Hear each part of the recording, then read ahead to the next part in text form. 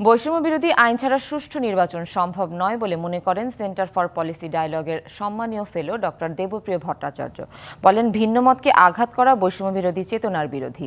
বাংলাদেশ চীন-মৈত্রী সম্মেলন কেন্দ্রে একটি কার্যকর বৈষম্য বিরোধী আইন প্রবর্তন বিষয়ে নাগরিক সংলাপে এ মন্তব্য করেন তিনি। পাশাপাশি ত্রয়োদশ জাতীয় সংসদ নির্বাচনে অংশ নেওয়া প্রতিটি রাজনৈতিক দলের ইশতেহারে বৈষম্য বিরোধী আইন বাস্তবায়নের প্রতিশ্রুতি রাখার আহ্বানও জানান নাগরিক প্ল্যাটফর্মের আহ্বায়ক ডক্টর দেবপ্রিয় ভট্টাচার্য।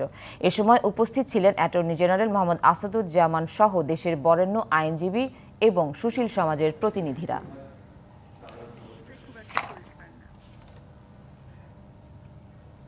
বিচার পাবো, ন্যায্য বিচার চাইবো, কিন্তু নাগরিকের সুরক্ষা থাকবে না, এটা হতে পারে না। একই রকম ভাবে যদি আমরা চাই নির্বাচন, তাহলে অবশ্যই এই সর্বজনীন বৈষম্য বিরোধী আইনের প্রয়োজন প্রবর্তন। এই আইনের প্রবর্তন আমার নির্বাচনের ক্ষেত্রে একটি বাতাবরণ পরিবেশ সৃষ্টি করবে।